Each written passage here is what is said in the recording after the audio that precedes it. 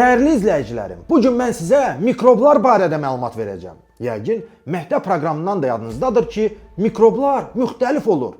Müəllimlərimiz həmişə bizə deyərdilər ki, abala, meyvə tərəvəzi yuyub yeyin, yoxsa mədənizə mikrob keçər. Amma Mehman Hüseynovun tanıdacağı mikrobları biologiya kitablarında görə bilməzsiniz. Onlar əsasən televiziya və internet üzərindən yayılan mikroblardır. Onları bugün mən sizə göstərəcəm. Uşaqlar üçün verilən müavinətin bərpası mövzusunda danışmaq istəyirəm. Bu müavinət bərpa oluna bilməz. Niyə? Ay kişilər, uşaq pulu davası eləməyin, vallahi kişiyə yaraşmır. Kişi də uşaq pulu davası eləyər. Hesab edirəm ki, bugün Azərbaycanda Mirşahini tanıyan adamlar Mirşahın hansı yuvanın quşu olduğunu bilməlidirlər. Uşaq pulun o ölkələrdə verirlər ki, götürək, orada uşaq dünyaya gəlmir. Məsələn, hamımız bilirik ki, Azərbaycanın ən böyük mikroblar qrupu Əliyevlər ailəsidir. Onlar parazit həyat tərzi keçirən mikroblardır. Azərbaycan xalqına zəli kimi yapışırlar, qanını içirlər, beynini zəhərləyirlər və həyat keyfiyyətini aşağı salırlar. Əvəzində isə özləri qidalanıb pişirirlər, sərvətlərini artırırlar, ölkənin ən varlı adamlarına çevrilirlər. Bunların hətta yetkinlik yaşına çatmayan parazit nəvələri də milyoner ola bilirlər.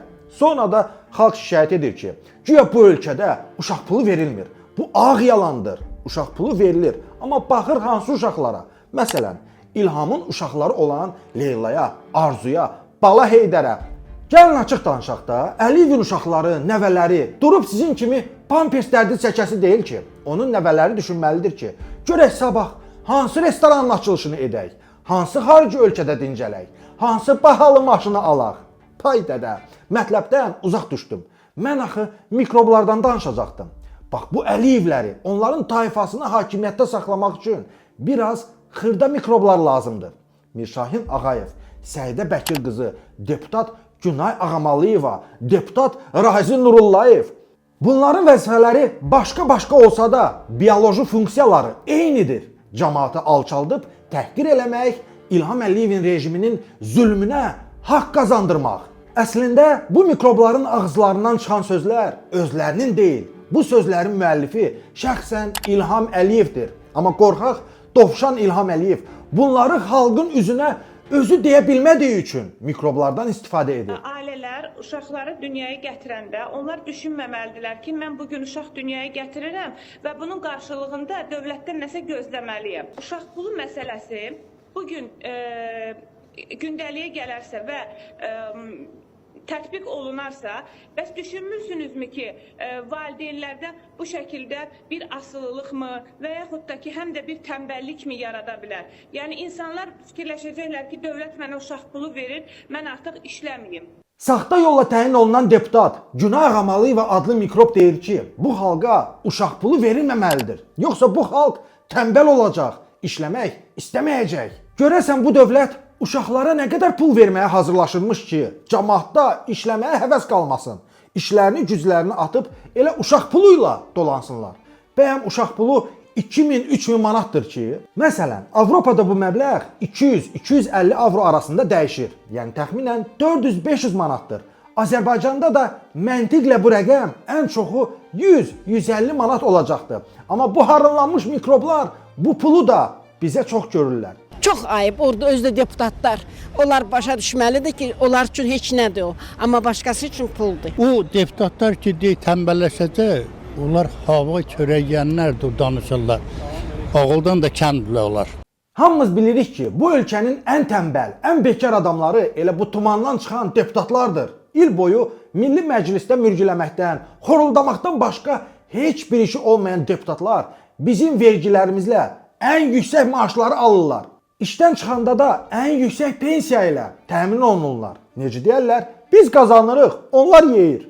Sıravi deputatın aylıq maaşı 7500 manata yaxındır. Milli Məclis tətilə buraxılanda isə deputatlara maaşlarının 2 qatı qədər məzuniyyət pulu verilir ki, gedib kef eləsinlər.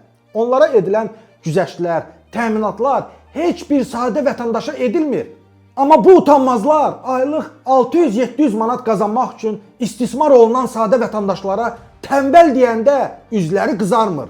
Xəcalətdən ölüb yerə girmirlər. Ona əhdlərim var. Nə əhdi? Fəzail Ağamalı yoluna sadiq olmaq. Nəyi öyrədib sizə Fəzail müəllim? Dürüstlüyü, ədaləti. Ölkədə maaş artımı gedir. Bütün təbəqələrdə, bütün sahələrdə, bütün təşkilatlarda.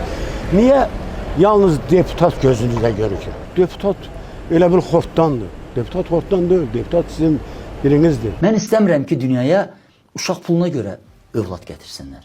Günay adlı mikrobun ardınca başqa bir ümummilli mikrob Mirşahin Ağayev də eyni sözləri təkrarlayıb. O deputata dəstək olub. Deyib ki, ay cəmaat, uşaq doğub dövlətdən pul tələb eləməyin. Ondansa aptekə gedin, özünüzə qoruyucu alın ya da nisiyə dəftərinə doğub törəyin. Gəlin onun yazdıqlarına diqqətlə baxaq. Öz şəxsi telekanalı olan, özünə güya jurnalist deyən Mirfahişə Ağayev bu xalqın uşaqlarına güruh tikələri deyib alçaldır. Təsəvvür edirsiniz? Bizim min bir zülmlə böyütdüyümüz övladlarımız Mirfahişənin gözündə güruh tikələridir. Onların valideynləri isə axmaq və başboş adamlardır. Saçlarınız neçə günə belə ağ oldu? Heç özümdə bilmədim. Bir də baxdım. Azərbaycanda 1-ci və 2-ci Qarabağ savaşına torpaqları kim azad elədi? Kim şəhid oldu? Kasıb balalar. İlham Əliyevə müharibədə güllənin qabağına verməyə kasıb balaları lazım olanda da bu mikroblar belə danışa bilərdilərmi? Əlbəttə ki, yox. O vaxt baş parazit İlham Əliyev və onun mikrobları deyirdilər ki, bu xalqın balaları vətənə borcludur. Gedib ölüb borclarından çıxmalıdırlar. Sual verirəm, əgər bu dövlət o uşaqlara böyümək üçün 100-150 manatı çox görürsə, bəs bu borc hardan yaranır ay cəmaat? Bu borc Bala Heydərdə niyə yaranmamışdı? Bala Heydər Fransada kef eləyəndə bu xalq 3000-dən çox şəhid verdi. 10 minlərlə vətən oğlu yaralandı, gözsüz, əlsiz, ayaqsız qaldı. Çoxları ağır psixoloji travmalarla qayıtdı. Onda niyə heç kim demirdi ki, qayrışanda qandonla qayrışın, doğub törəməyin. Məmurları balalar dollar gəzdirərdi cibində paçka ilə. Mən ancaq paçka ilə dərman gəzdirərəm. Mənim nə yaşım var? Evimdə vallahi çörək pulum yoxdur. Allah'ımıza andolsun bugünkü gündə mənim yoldaşım pusiyan don qayıp tapa verə bilmirəm. Yoxumdur vallahi. Və mən nə varım, mən yetim nə varım. Yoxdur, dolana bilmirəm. Gedib bir dənə hökumətçilə görək kim məni götürürlərdir Liboy bir yerə. Girən kimi deyir, yox qardaş sən mənlik döysən. Evimdə ağacı olanım var. Kim köməklik edirsə eləsin Allah rızası üçün. Mirşahin indi çıxıb yazır ki, doğanda nisiyə dəftərinə doğun. Bəs bizim vətənə borcumuz niyə nisiyə dəftərinə yazılmır? Niyə 18 yaşına çatan kimi hamının evinə paveska gəlir? Bu mikrob bu xalqı o həddə çatdırıb ki, sağlığında oğraş olan Cəlal Əliyev də öləndən sonra o biri dünyada rəhmət yiyəsi olub. Mirşahin haqqında dediyi kəlmələr qızıla çevrilib. Vaxtilə hardansa qopan bir mikrob, bunun özü kimdir? Kimdir? Adını qoyub Mirşahin, əslində Mirfahişədir o. Mirşahingil xalqı təhqir etmək üçün milyonlar qazanırlar Mehman. Onlar pulsuz heç bir vaxt bir sözlə danışmazlar, heç bir vaxt çıxıb öz vaxtlarını əziyyət eləyib xalqı söyməzlər. Onlar buna görə milyonlar alır və ona görə də xalqı rahat və qorxmadan çıxıb təhqir edirlər Mehman.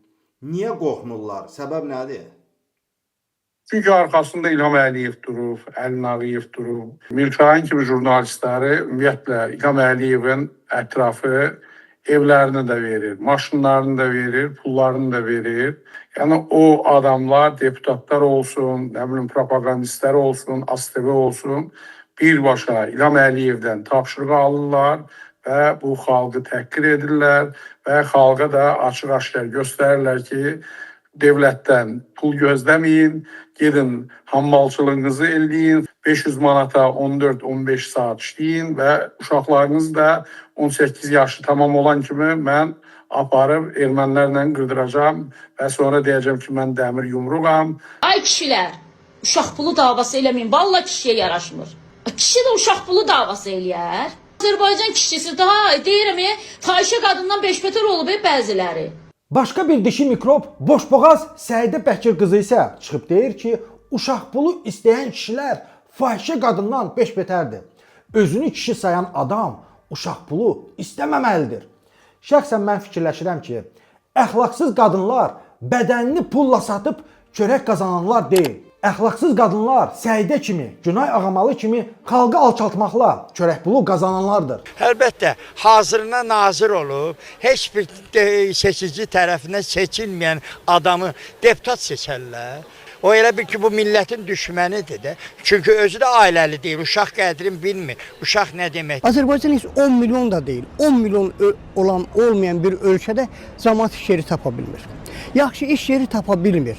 Kişi işləmirsə, bu ailəni, bu uşaqları nə ilə saxlamalı? Ay kişilər, uşaq pulu davası eləməyin, vallahi kişiyə yaraşmır.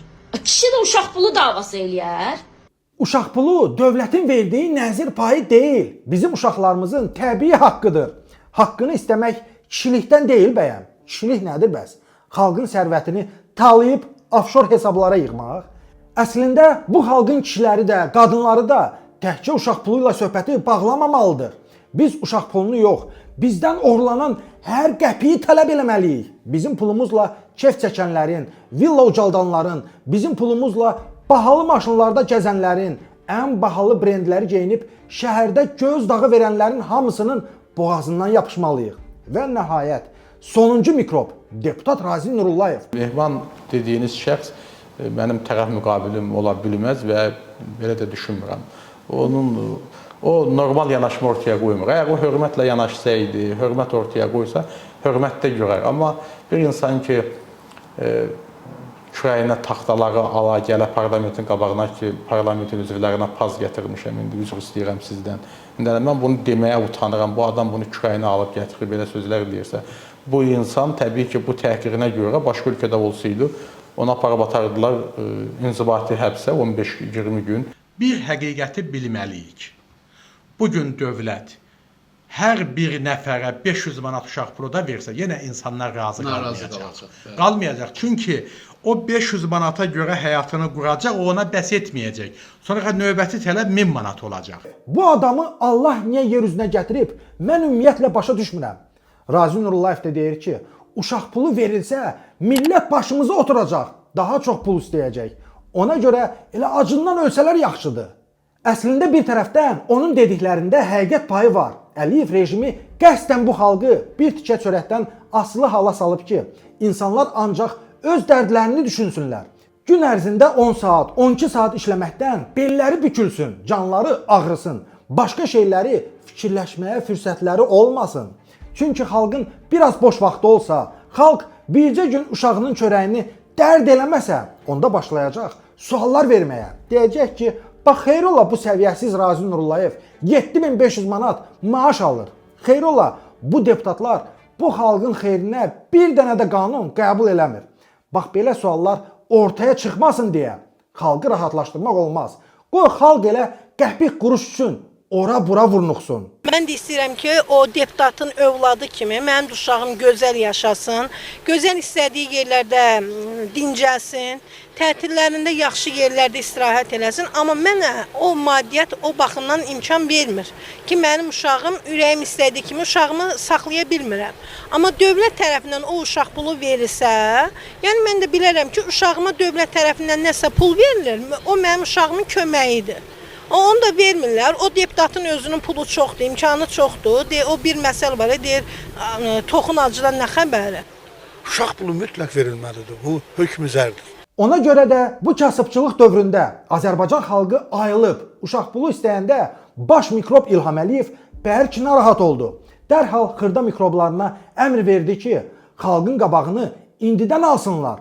Xırda mikroblar da planlı şəkildə xalqı alçaldıb, sındırıb, səsini kəsməyə çalışdılar. Bu isə o deməkdir ki, xalq doğru yoldadır. Əliyev rejimi qorxuya düşübsə, deməli səsimizə daha çox güc verməliyik. Uşaqları firavan böyütmək, qarınlarını doyurmaq, üzlərini güldürmək təkcə Əliyevlər ailəsinə aid olmamalıdır. Bu bizim hamımızın haqqıdır.